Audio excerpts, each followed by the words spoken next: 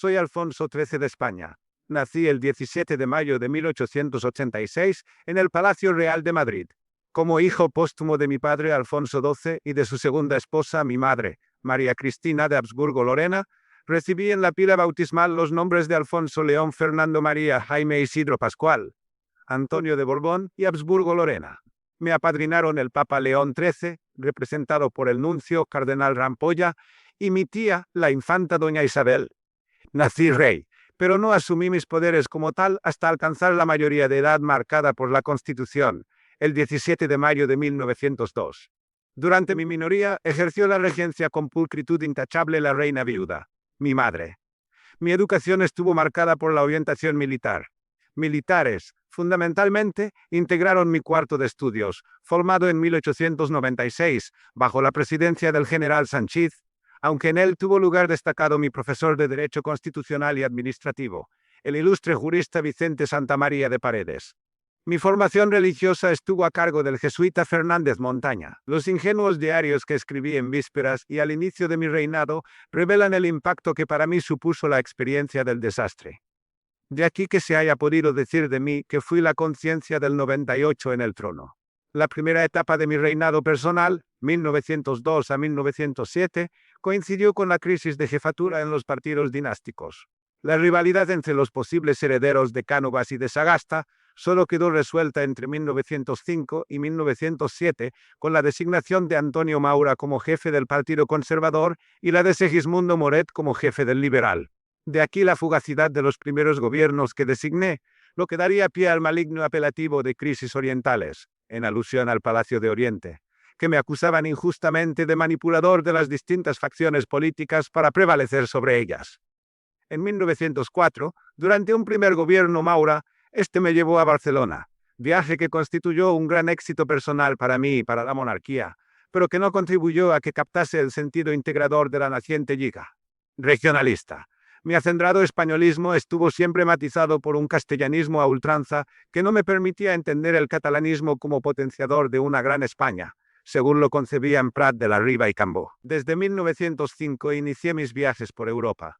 Mi visita a París quedó marcada por el primer atentado que sufrí, junto con el presidente Loubet, y del que ambos salimos ilesos.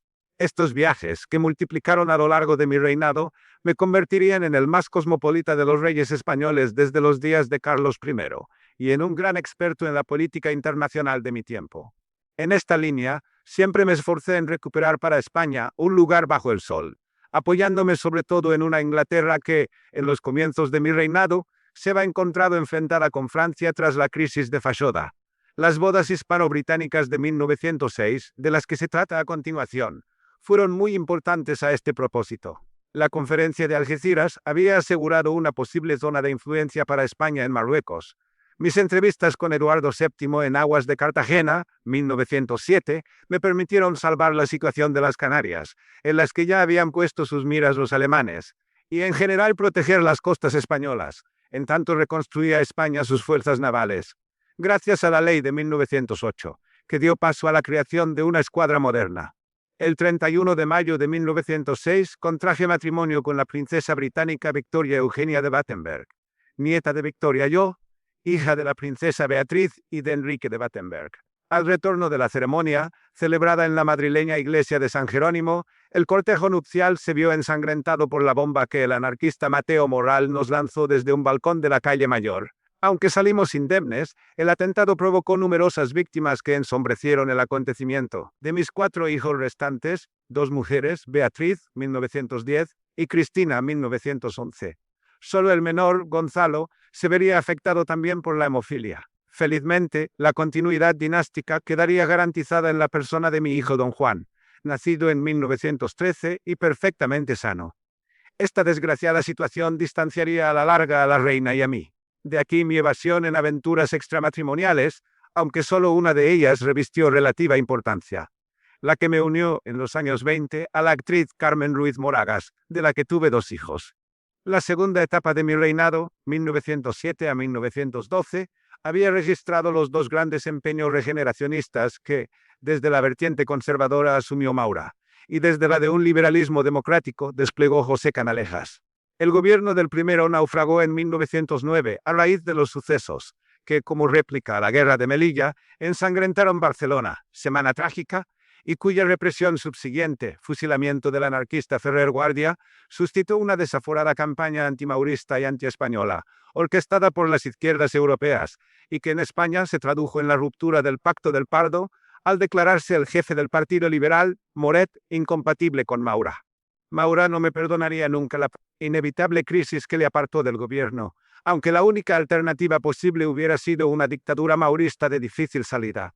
Tras un breve gobierno de Moret, Canalejas, con una notable gestión de efectiva orientación democrática y de apertura social, iniciada en 1910, se esforzó en restaurar la normalidad constitucional.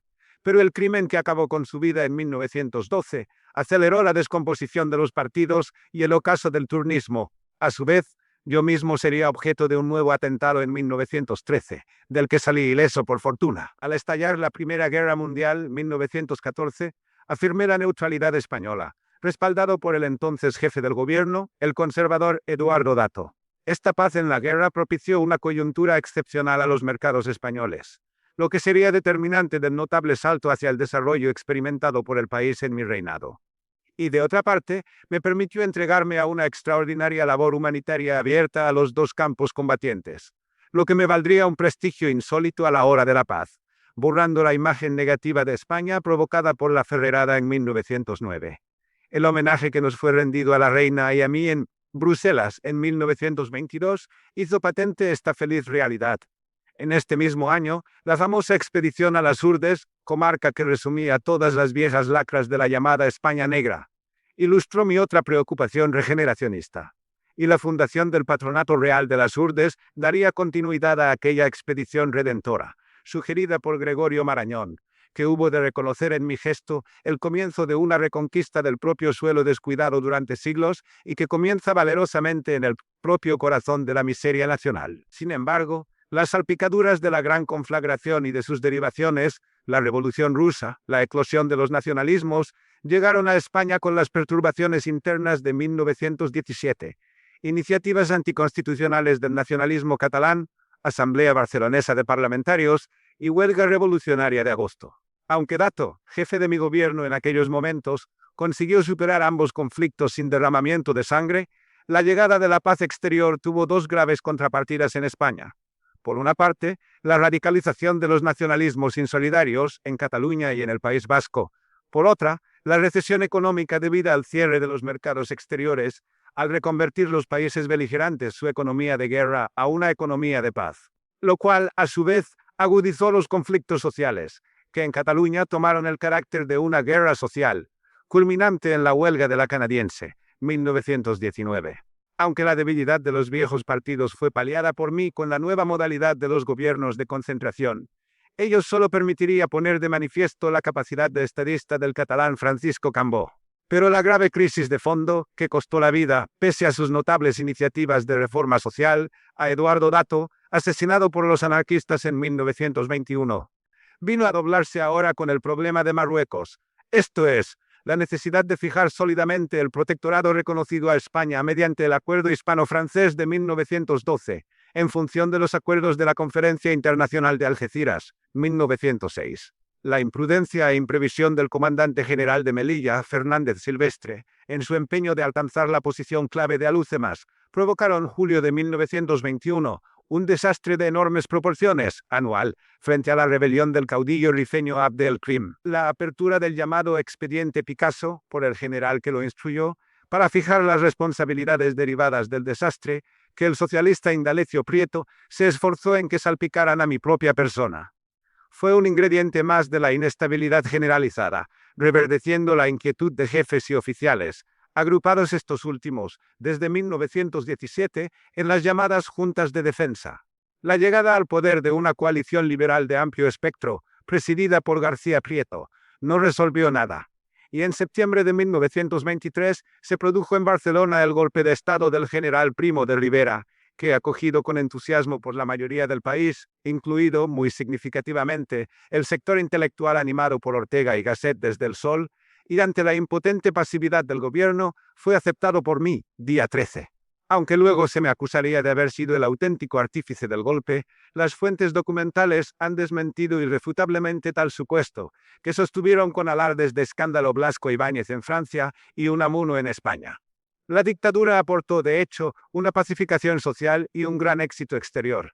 El acuerdo con Francia que, tras el brillante desembarco en Alhucemas, permitió poner fin a la Guerra de Marruecos, 1927. En una segunda fase, Directorio Civil llevó a cabo una impresionante labor de modernización de las infraestructuras viarias y un notable impulso a la economía, recogiendo el inicial balance favorable de la neutralidad española durante la Primera Guerra Mundial. Cometí dos graves errores al enfrentarme con el nacionalismo catalán, suprimiendo la mancomunidad, y con el arma de artillería, a la que quise imponer la llamada escala abierta, y dilaté excesivamente la solución del problema político. Una posible reforma constitucional que tardíamente intenté sin éxito mediante la Asamblea Consultiva que convoqué en 1927. Desalentado en 1929 ante las primeras salpicaduras de la crisis de Wall Street y sintiéndome desasistido por el sector militar, tras una disparatada consulta a sus mandos, el dictador acabó presentando su dimisión ante mí. El fracaso de la dictadura me hizo víctima de dos ofensivas: la de los representantes de la vieja política, resentidos con mi presunta traición de 1923, y la de los defensores de la dictadura, que no me perdonaron el cese de Primo, fallecido en París apenas transcurridos 2 meses. A esa ofensiva se sumaron de forma decisiva los mismos intelectuales que en 1923 habían aplaudido el golpe militar.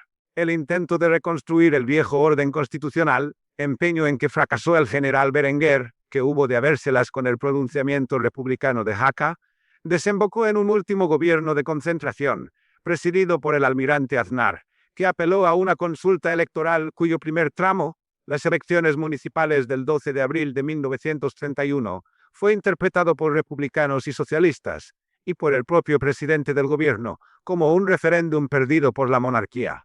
Decidido a evitar derramamientos de sangre, opté por exiliarme. 14 de abril de 1931.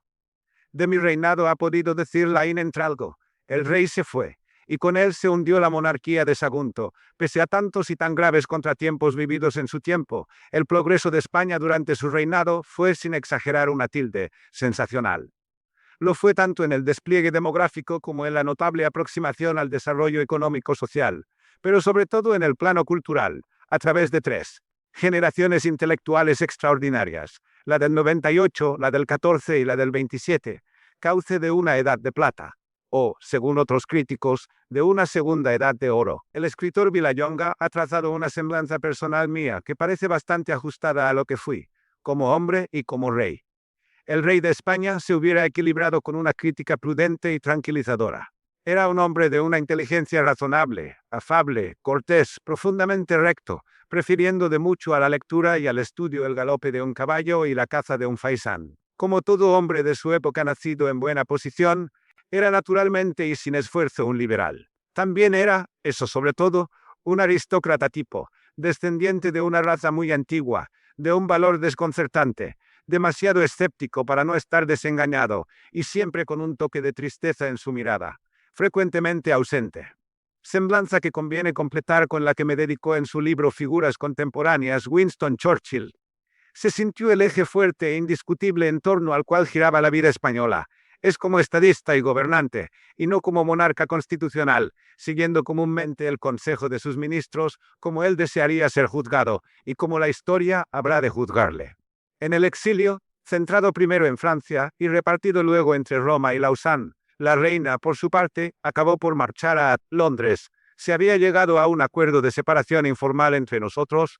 Hube de reordenar la sucesión al trono mediante la renuncia de mis hijos Alfonso y Jaime a favor de don Juan, que había ultimado su carrera de marino en la Escuela Naval Británica, 1934. Aquellos contrajeron matrimonios morganáticos, don Alfonso con Edelmira San Pedro y don Jaime con doña Emmanuela Dampierre. Don Juan casaría a su vez con doña María de las Mercedes de Orleans Borbón.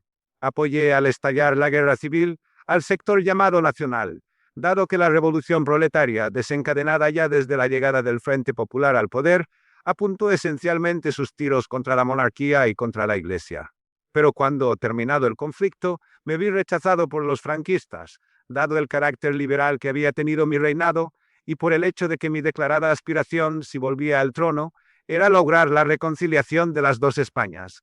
Decidí abdicar mis derechos en mi hijo don Juan, de quien esperaba que un día llegase a reinar sobre todos los españoles. Un mes más tarde, el 28 de febrero de 1941, morí a los 54 años de edad en un hotel de Roma. Me había reconciliado con la reina Victoria, que me asistió en mis últimos días. Enterrado en la iglesia romana de Montserrat, mis restos no volverían a España hasta 1980, reinando mi nieto don Juan Carlos I.